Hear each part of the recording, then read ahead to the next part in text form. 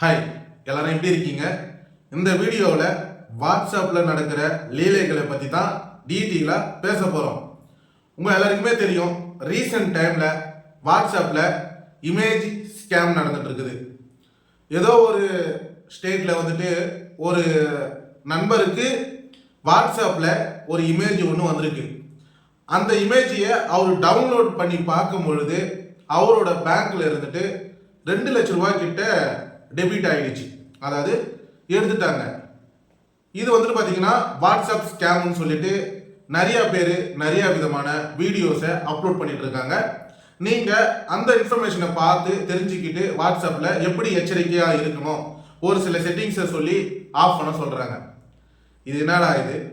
வாட்ஸ்அப்பில் பேசிக்காக ஒரு நண்பர்கிட்ட சேட் பண்ணுற டீட்டெயில் வந்துட்டு பார்த்தீங்கன்னா சீக்கிரமாக இன்ஃபர்மேஷனை நம்ம எடுக்கிறதுக்கு ரொம்ப யூஸ்ஃபுல்லாக இருந்தது.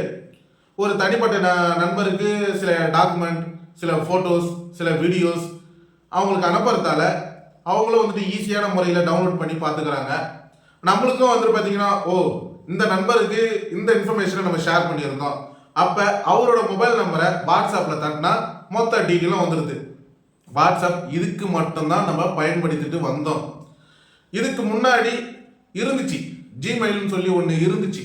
யாரோ வந்துட்டு பார்த்தீங்கன்னா பெருசாக வந்துட்டு அதில் கவனம் செலுத்தலை. ஆனால் ஜிமெயில் ஒரு தனிப்பட்ட நண்பரோட இன்ஃபர்மேஷனை அவ்வளோ சீக்கிரத்தில் நம்மளால் எடுக்கவும் முடியாது.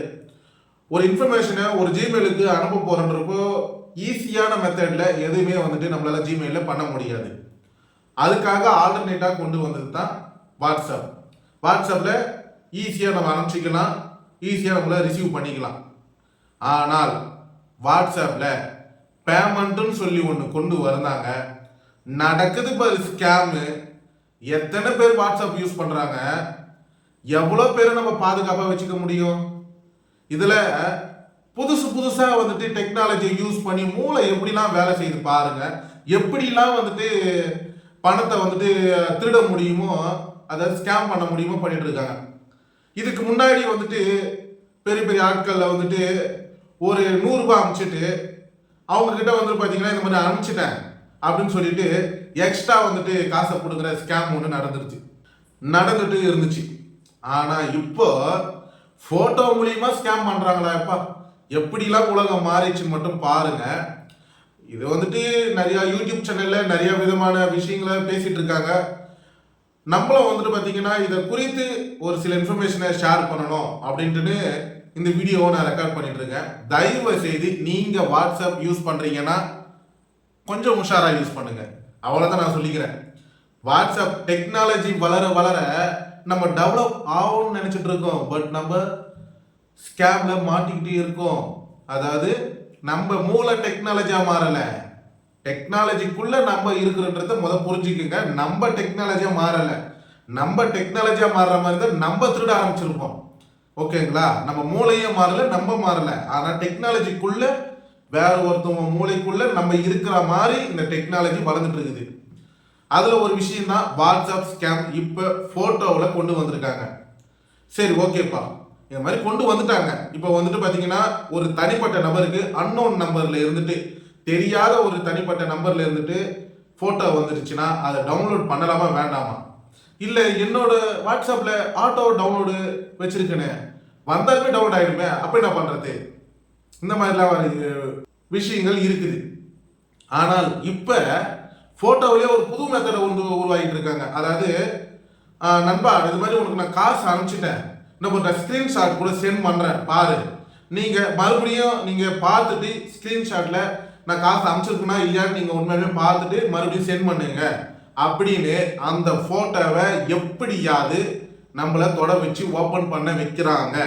தயவு செய்து யாருமே சரி அன்னோன் நம்பரில் வந்துச்சுன்னா அதை எக்காரத்தை கொண்டு ஓப்பனே பண்ணாதீங்க, தொடாதீங்க. அந்த நம்பரை நோட் பண்ணி ஃபோன் பண்ணி யார் எவருன்னு கேட்டுக்கிட்டு அதுக்கப்புறம் நீங்கள் வந்துட்டு பார்த்தீங்கன்னா அதை ஓப்பன் பண்ணலாமா வேண்டாமான்றத நீங்கள் தான் வந்துட்டு முடிவு எடுக்கணும்.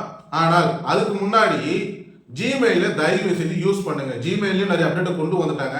இந்த மாதிரி பிரச்சனைகள் எதுவுமே அதில் வராது. முடிஞ்ச அளவுக்கு ஜிமெயிலில் சில இன்ஃபர்மேஷனை, உங்களோட ப்ரைவசியான இன்ஃபர்மேஷனை ஜிமெயிலில் சென்ட் பண்ணுங்க. சரி, ஓகே. இப்போ அன்னோன் நம்பர்ல இருந்துட்டு எனக்கு ஒரு மெசேஜ் வந்துடுது. இந்த மாதிரி வரவும் கூடாது. அன்னோன் நம்பர்ல இருந்து எனக்கு எந்த ஒரு மெசேஜும் வரக்கூடாது. ரெண்டாவது விஷயம், எனக்கு ஆட்டோமேட்டிக்கா டவுன்லோட் பண்ற ஆப்ஷனை க்ளோஸ் பண்ணணும். இதை வந்துட்டு வாட்ஸ்அப்ல எங்க இருக்கு இந்த செட்டிங்ஸ், இதை நீங்க ஆஃப் பண்ணி வைக்கிறதால நீங்க வந்துட்டு பாத்தீங்கன்னா முடிஞ்ச அளவுக்கு எச்சரிக்கையா இருக்கலாம், சேஃபா இருக்கலாம். அதை பத்தி தான் டீட்டெயிலா உங்ககிட்ட ஷேர் பண்ண போறேன்.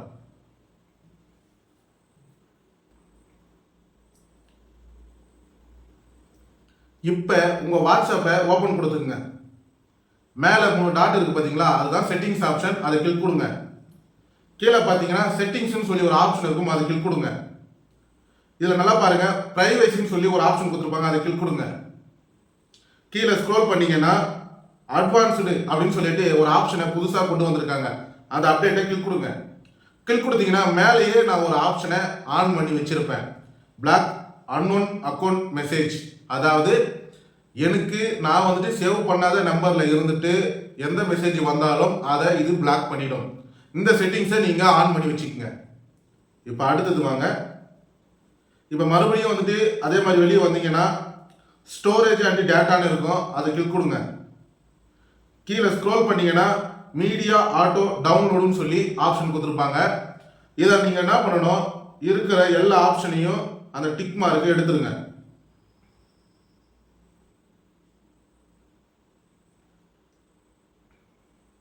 இப்போ இந்த மாதிரி பண்றதால உங்களோட அந்த போட்டோ வர இமேஜ் ஆட்டோமேட்டிக்கா டவுன்லோட் ஆகிறத ஸ்டாப் பண்ணும்.